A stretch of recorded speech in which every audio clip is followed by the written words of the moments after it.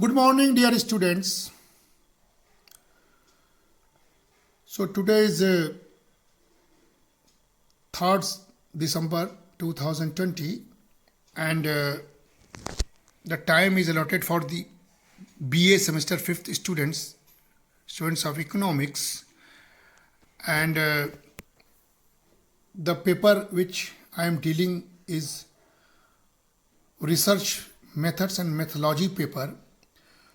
So student, today in the 3rd unit I have to deal with the terminology or methods of research named as positivism and scientific method of research.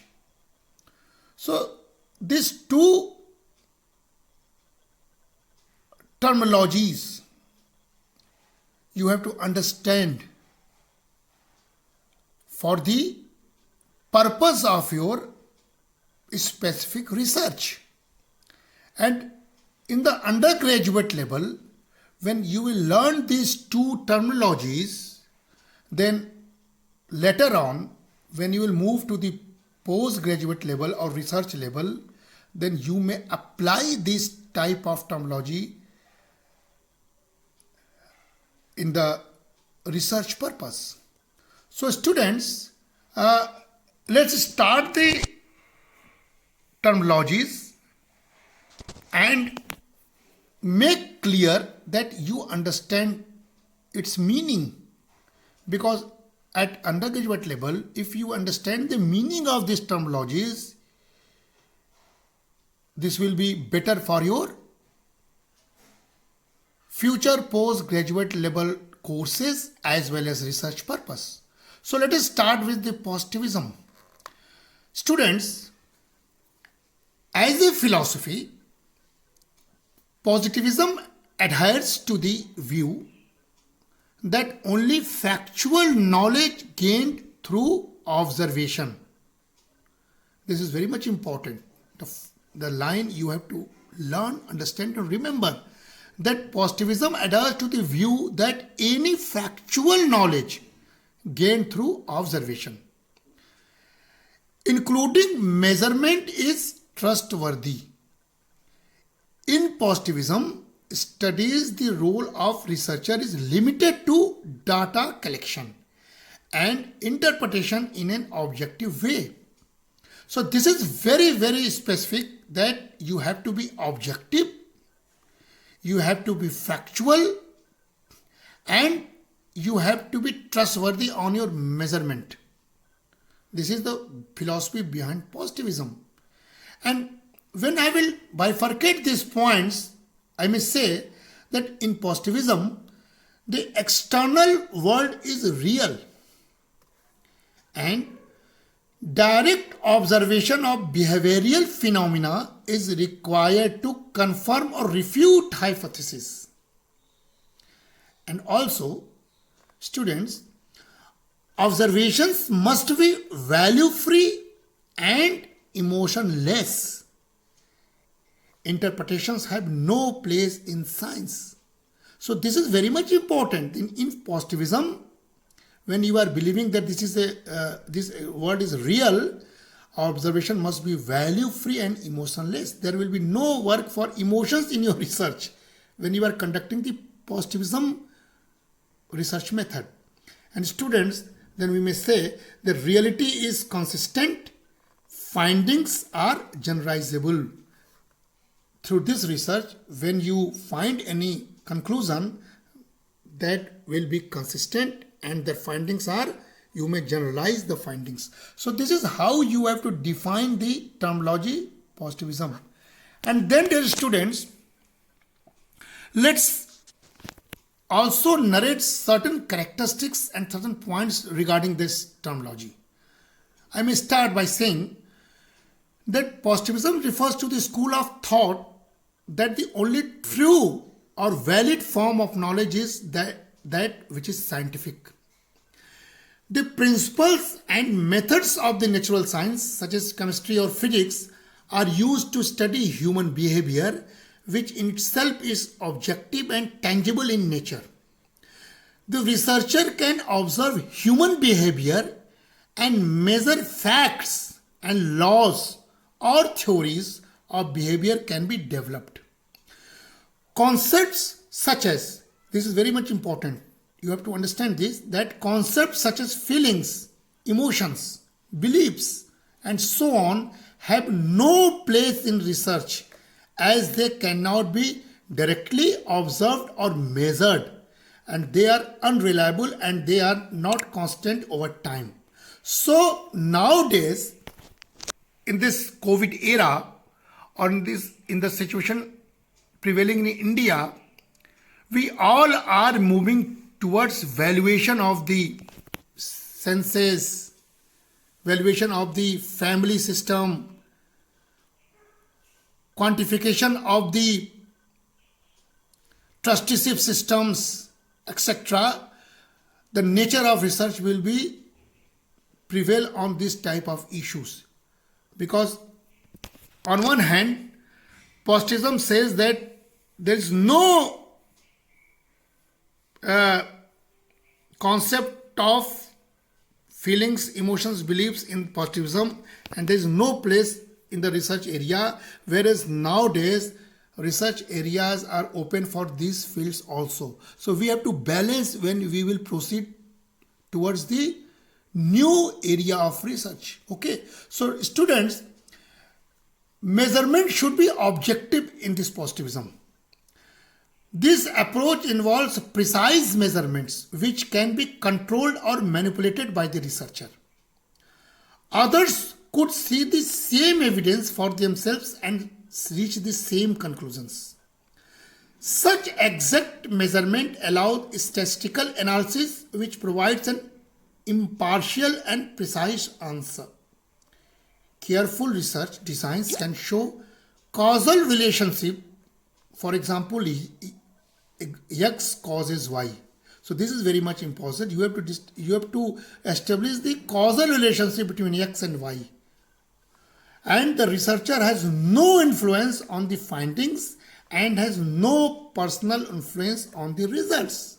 So that means this is very factual. This believes in facts. This is a law of truth. Okay. Then students, now as earlier I told you about the present day prospective research area, let us split these two views. That is called as traditional split. So quantitative is viewed as the traditional, and I told you earlier during the class when I was telling you about the distinguish between quantitative and qualitative research. Here quantitative is viewed as the traditional, the positivistic, the experimental.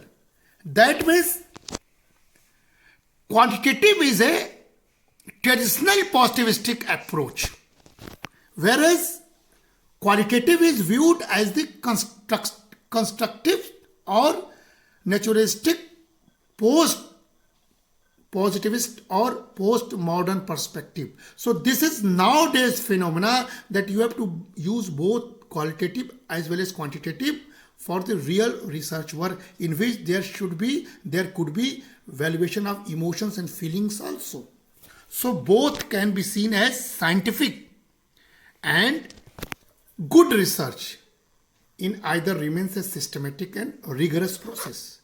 So students, positivism is a factual research, but now we have also splitting this with the traditional research. Okay, so when we talk about the post-positivism, which I was talking earlier, meaning is the interaction of external reality and the internal perception or mediation.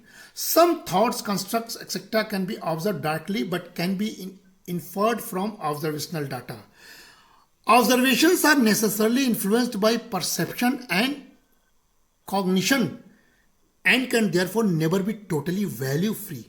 Okay, while many aspects of the physical world may be constant and predictable, living beings and random occurrences have an elements of uncertainty that may allow understanding but not always allow predictions and control. So this is why I was telling that in post-positivism era or post-positivism research method, we have to use quantitative as well as qualitative approach, because nowadays we have to research as a social scientist on the living beings, and living beings are not predictable. Okay, so students, when we interpret this, we can interpret with the social science or science, because now we have to distinguish this topic with the research method, with the scientific method. And as you see, the study of scientific method is the attempt to discern the activities by which that success is achieved. Among the activities often identified as characteristics of science and systematic observation and experimentation, inductive and deductive reasoning, and the formation and testing of hypotheses and theories.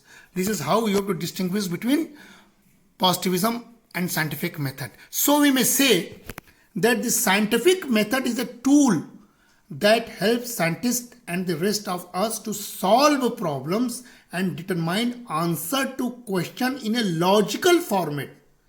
That's why this is a scientific approach. It provides step-by-step general directions to help us work through problems. So students, while dealing with the scientific approach, we should know about the certain steps to the scientific method, and this is also applicable for any research method. So what is that? First is to identify a problem. This is the first step. You should identify a problem, economic problem, social problem, environmental problem, or anything. Then you have to research the problem.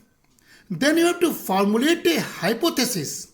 Then you have to conduct an experiment, or you have to collect the data, and then you have to reach towards a conclusion and suggestive measures.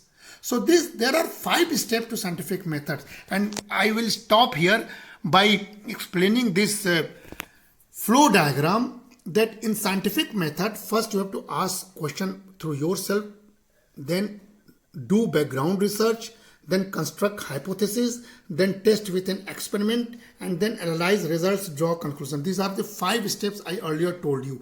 And after this 5th stage, if your hypothesis is true, then you will report and result will be okay. But if hypothesis is false or partially true, then you have to communicate the result, and then again you have to think and try again and construct your hypothesis through different way. So this is how the scientific approach moves, and this is the difference between positivism and scientific approach. So thank you students, and prepare notes accordingly.